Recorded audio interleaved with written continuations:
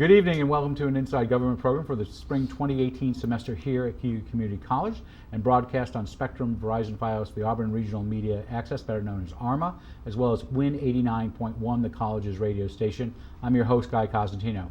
This past January, there was a change in government in leadership at the Cayuga County Legislature, with two Democrats vying for the chairmanship of the 15-member body.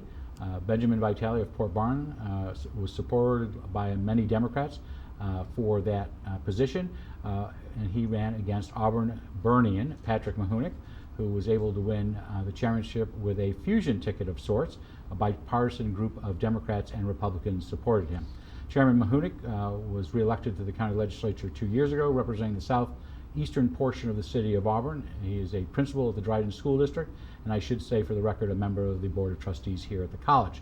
This Thursday, he will give his first State of the County speech to the Cayuga County Chamber of Commerce when they convene at the Holiday Inn. We've asked him on not only to talk about what he will talk about this Thursday, but changes in the legislature with the new bipartisan leadership team and the addition of Cayuga County Administrator Justin J. Woods, among other topics. Welcome back.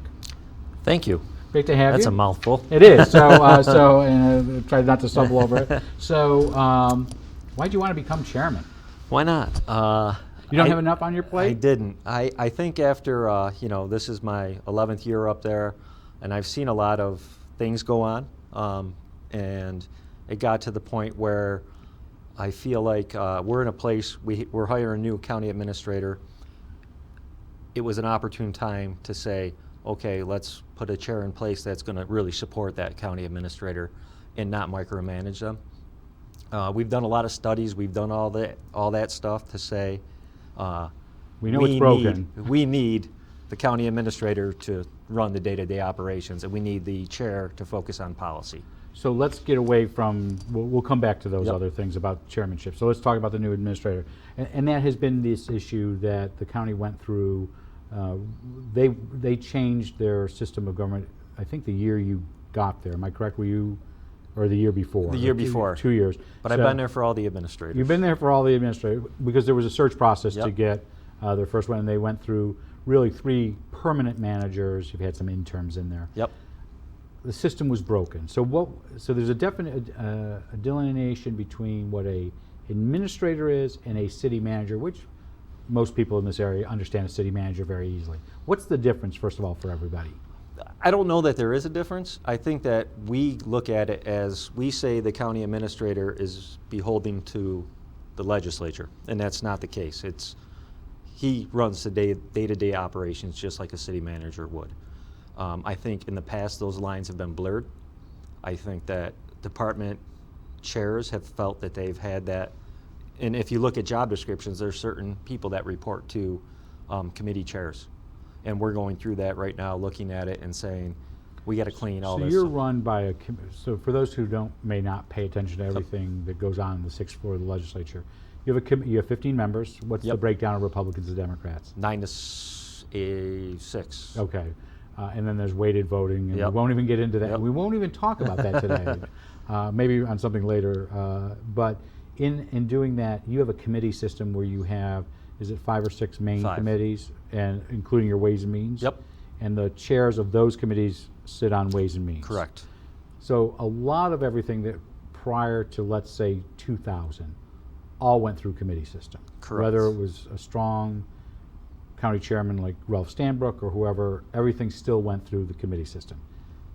Changing that, it's a sea change for people. So how are you changing it?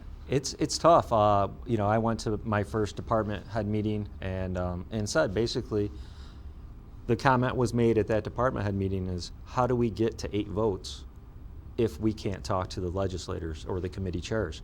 And that's not the intent. It wasn't to decrease communication. It was to put the communication in the right place. So what we're saying is, don't focus on getting your 8 votes anymore. Focus on the job.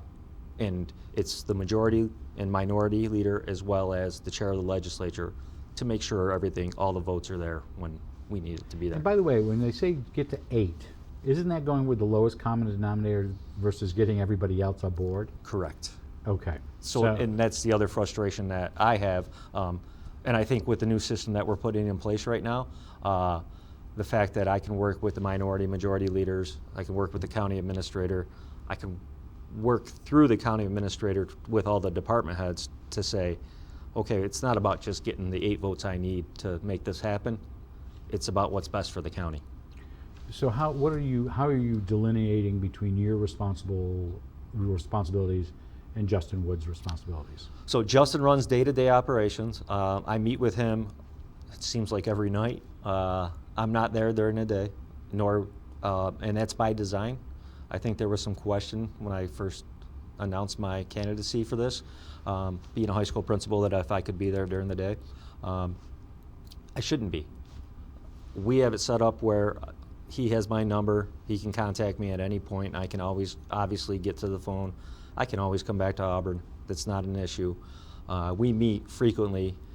In fact, there's been nights at 11 o'clock at night where I'll tell him, Justin, you or I, one of us is going to end up dead or divorced because we're putting so much time in after the fact. And that's a credit to him. He really is taking this and running with it. We truly do need to have some separation between the county chair and the department heads. And I think we're in a good place where that's happening right now. I think change is tough, and I think there are people that are struggling with that, but.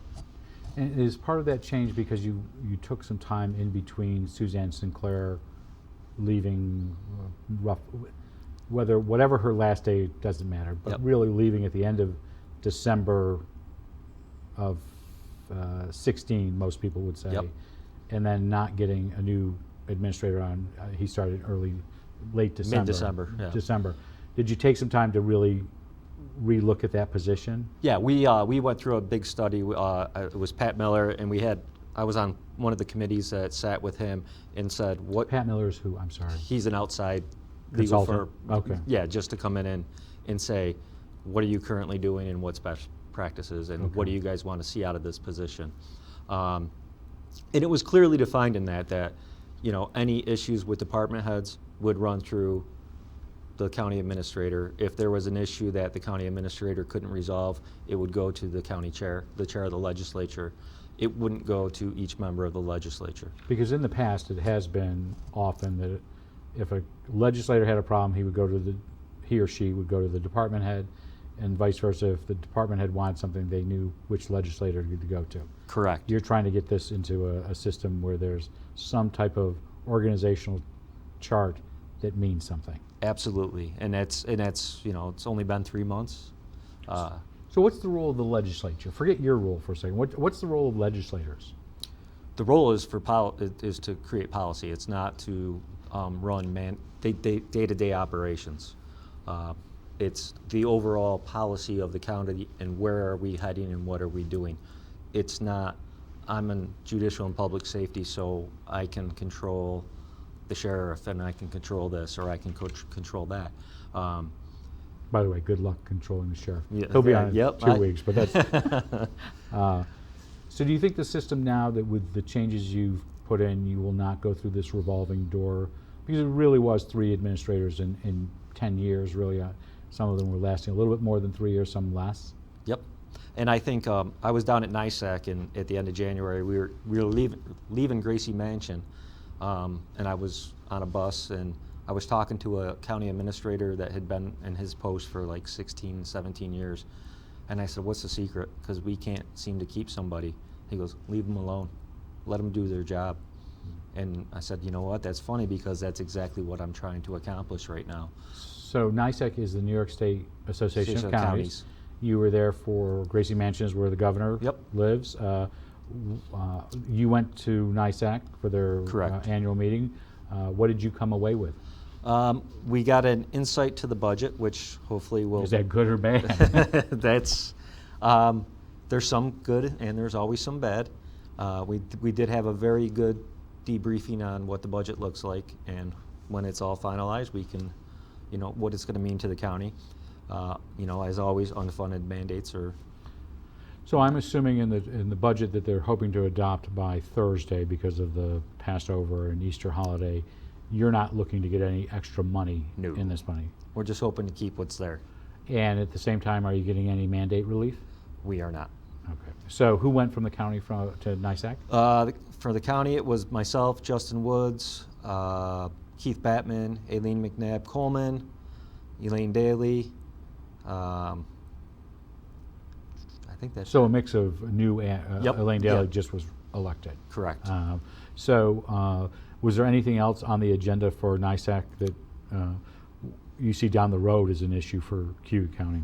Not really. I think that a lot of it was just gathering information, and then we had Justin and I had a follow-up such situation or session on the last day, I think it was Wednesday, where we spent the day because of FEMA grants that we had to go through emergency preparedness training.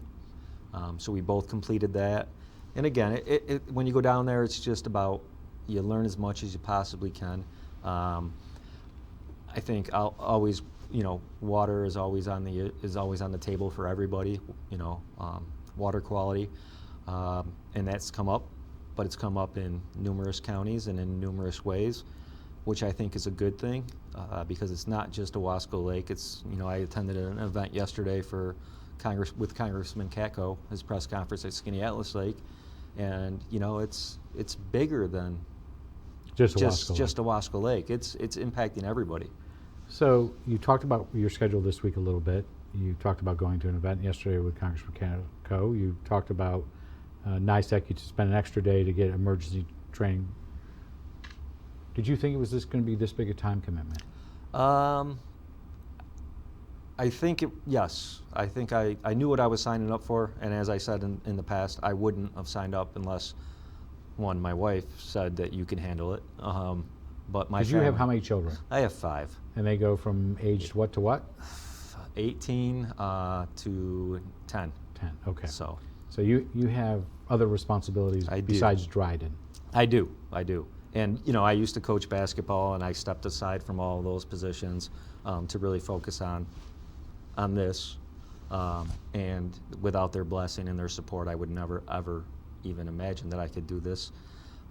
It's a lot, but I don't think it's too much. I think it's a good thing. That So we're I pushing most of it forward. was not doing the math right in my head, but let me do it now. So if Uh-oh. you're in your 11th year, there has been this quasi-agreement that there are term limits at the end of 12. People won't run again. Have you gotten to that point where you've decided in your own mind what you're doing? I know not- that's a year ago. I will not run again. So your plan is to go out as chairman. You're going to be doing the Correct. next 2 years, give it your all, and then moving on. Correct. Okay. I may push my son in that direction. Okay. See if because he has expressed some interest. So This is your 18-year-old. Yep. And we should say your grandmother, Yep. delightful woman, was She was the District 17 at that time legislator. Betty Graney Yep. was, and your grandfather My as well. grandfather as well. It's kind of a family business. It too, is. sir. So to push it to my son, I think would be great, but I don't want to push it on him. Okay. If he says this is something I want to do, I'd Yeah. support him 110%, but also tell him And I should what say you got to look forward to. And he's a student here up at the college. He is. He is. He So is. just 2 other things on the issue of NISAC and the governor. The governor has suggested. No, he hasn't suggested. He doesn't suggest. He does tells, not. that local governments consolidate. The Cayuga County has been working with the city of Auburn and other municipalities. You have something due to the governor's office in August. Am I correct on that? Correct. You have also hired the Center for Government Research out of Rochester to help you along in this process, correct? Correct. What are they doing for you? Well, the CGR report we just got back, and we met with the initial steering committee, Justin, myself, and the members of that committee, and they gave us what their suggestions were to do consolidation and create efficiencies. As we all know, it's always probably not going to be the cheapest option short term, but I think long term we get the best supports for our citizens. It may cost us a little money up front. I think the mindset going into it was that CGR is going to come in and give us this magic bullet to say, here's how we streamline government. I don't know that that's the case. I think it's here's how we do government better, and it may cost on the initial side, but the cost savings down the road is what we really need to focus on. And there is also that other four-letter word, turf. There is. TURF tends to be the problem on occasion. And I think that's why you see that the consolidation efforts that they've stalled all the way across the board. I was with Mayor Quill yesterday, and I will continue to open up those doors to have those conversations of, not just with Mayor Quill, but with all the towns and villages, because that's the big hindrance that we have. It's that trust factor. They don't always trust the county. And two, we control this, and this is what we need to do. Justin and myself need to break that down. Where my role is and where Justin's role is are in two different places. He needs to work with the professional staff in all those departments, and I need to work with the local electeds to make sure that we can have an open dialogue. We're starting the process now of the shared services meetings, and we're bringing in everybody. Our hope is to have you on at the end of April for one of our, I think it's our last show. Yep. Before the school forums.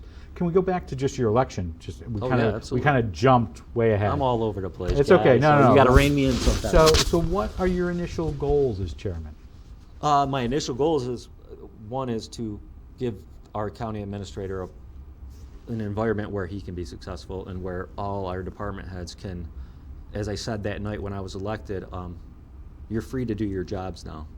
Go do your jobs. Don't be afraid of anything. You report to the county administrator. You don't report to the chair of the legislature. What was the response of department heads to you, both publicly and what you've seen privately? What's that? What's the response of department when you say that? Because they've heard a lot of chairmen have come and gone, a lot of administrators. A lot of those are survivors of the bureaucratic wars. What are you seeing? Are you seeing a change from what you initially told them to now, where they're doing things differently? I think we're still early on in the game. I think it's only been 3 months, but I can tell you and riding up and down the elevator with them, they're very happy with what Justin's doing, and they're very happy with, most of them are very happy with the system that we are trying to put in place so that they know who to report to. Some of them were real good bureaucrats, and I say this in a positive way. They knew how to get what they needed for their departments. Correct. And knew the system. They could game the system. Correct. So we talked about the split of the, it's a 9-6 in the legislature. What was the vote for the chairmanship? It was 9-6. But it was bipartisan. You was had bipartisan. Some Democrats, some Republicans. Correct. Who's your vice chairman? Timothy Lattimore. So you have a Republican vice chairman. You're a Democrat. Correct. And that was intentional. When I ran for chairman, I said that I would not. The past practice was that you would promise chair positions to legislators in order for support, and I refused to do that. I would not let anybody know who the chairs were until that evening, because I wasn't buying a vote. Okay. But I did tell the Republicans that with the split that we have on the legislature, it's 8-7. So it's 8-7, but it's a little bit closer in the sense of weighted vote. Correct. That if a Democrat, somebody in the Democratic column sways to the other side, that flips things. You also have, again, if you could change one thing, the weighted system, but I would love to change it. That's a whole different discussion, because it came up again last week. Yep. But as far as you're concerned, this is a bipartisan approach. Am I correct on that? Correct. So does it make it easier? Is it make it easier to get things done, or haven't you gotten to that big challenge issue yet? We've had a couple issues that came through, and I think that the ability for me to reach across the aisle and pick up the phone and call somebody and say, here's what I need you to talk about with your caucus. I think that's there, where in the past it hasn't been there. I think in the past we both went into our 2 separate rooms, and Caucus room A and caucus room B. You got it. 1 and 2. And it was, we're all going to come out of this room agreeing to this one thing. I think those lines have been blurred, and I think that's a good thing. So less than 48 hours from now, you're going to give your first State of the County speech. What are you going to tell the Chamber of Commerce at the Holiday Inn? What I'm going to tell him is, here's our new county administrator, and let him pick it up. So he will be sharing, you will both be sharing the stage. Correct. On that. Okay. So is there anything you will be unveiling? Nothing that I will, but there's a couple of recognitions that we will put out there. You know, I met with Recognizing some individuals? some people, Okay. So nothing that I would put out here tonight. Okay. But nothing earth-shattering. It's We'll ask you when you come back to tell us who you recognized. There you That's, what will you be asking the chamber for anything? no, Do you need their support on anything? we don't. I mean, obviously, we always want the chamber's support, but there's not one issue that at this time that is standing out there to say. And I need you to move your mic up because apparently we've slipped and I didn't notice that. There we go. Is that better? Let me ask you this question, just where you are in your budget process. You are through the first, almost a couple days to go, first quarter of your budget. What you're seeing right now, any worries on the horizon? No worries. I shouldn't say no worries. There's always worries. Worried about what happens with the state. Worried about what happens with sales tax revenue. I think right now we're targeted to make where we should be. So you're on track right now for sales tax. Yep. Anything other than the state budget that caused you concern? I think raise the age is always going to be a concern. So for those who don't know, can you just quickly Yep. summarize what raise the age is? So I believe it's in October 1st of this year. Juveniles won't be at 16 years old anymore. They'll be 17, which means it's a tax on our probation department because they can't go into an adult situation at that point, which is a So good. it takes more resources. It takes more resources, which is a great thing because I think those kids need those resources. It's just how do we pay for them? So we're trying to wrap our heads around that and how And do the state we is figure out giving you that. some money, but is it going to cover all your costs? It will not cover all our costs because next year it'll go to 17 or it'll go to 18 or 16, then it'll go to 17, then eventually 18. So there's a vacuum there, and we know that we're going to need more resources in probation, and we have to figure that out. You've now gone through 10 budget processes. Anything you're going to recommend differently this year, process-wise? Process-wise, I think we have a pretty solid process in place, and I think that's why you've seen our budget come in at a place where we're staying within a tax cap, and we're staying within when I remember when I first, again this was 10 years ago, but I remember using like $3.5 or $4 million of fund balance to balance our budget, and now we're coming in. We were at 500, and then we moved it up to 1 point whatever. But we get, when we close the books on the year, we typically get 1.5. Some of that we get money that comes back, back. so it's not as scary as it seems. So I think that Lynn Marinelli, our previous administrators, and all our department heads, to be honest with you, they're the ones that drive the budget. I think they've done an amazing job, especially last year without a county administrator, and having the leadership team. So you hope it'll be easier this year? I'm hoping it'll be a little bit easier, but I think I commend our department heads for all the work they've done on this, and they know where we are. So one of the items we alluded to was last week there was a meeting of, it sounds like a committee of the legislature, but one of the issues they were addressing was a question about whether the state of New York would go after online vendors, so I'm assuming these are Amazons and, Yep. and larger companies, for sales tax, correct? Correct. The county ended up not taking a position because you couldn't get a quorum. Correct. Well, we took a position. We didn't have enough people there, so there were a lot of no votes because people were absent. Okay. I believe it came out 6-2. So 6-2 in favor of the resolution to But it say go failed. after, but it still fails. Correct. Is that because of the weighted voting system or because you just didn't have a quorum? That was because of the weighted voting system. Okay. So what would you like to see done on online sales? I would love to see them taxed as our local merchants are, just to level the playing field. I said it that night. This is not about a revenue source for the county. This is about making it fair for the businesses in downtown Auburn, Cato, Moravia. It's about giving them a fair shot and saying, okay, buy from us, you pay the sales tax, buy online, and you don't. Right. So we've got 3 or 4 minutes. I want to touch base about 2 or 3. Your mic's fine. No, it's giving me the signal. So there's a little bit of talk about an incinerator in Seneca County. Correct. Is that something that you will see the county legislature taking a stand? I know your department heads have said this is a bad idea. Mm-hmm. Do you see the county taking a stand on I this? see this county coming out and saying that we are opposed to this. Why? Because of the quality of water in this area. It's such a fragile resource, and to have the additional truck traffic and everything that that's going to bring, but as well as the fumes and the outlying things that are going to come along with it. The in the last 2 months, really last month, Cayuga Center is better known as Cayuga Home for Children. Had to do some layoffs. Is that a county issue, or is that mainly a local an issue just because that's a not-for-profit and that's their issue? It's I know it's an issue for the Auburn Large School District. Correct. Jeff Parazola happened to be here like 2 days later. I and was so with him that, this morning. So. Yeah, so that's a different issue. But for the county, is there any county involvement in this? There isn't. It's but obviously on the support side, we're going to do whatever we can to help 120 those displaced workers. It's unfortunate that it happened.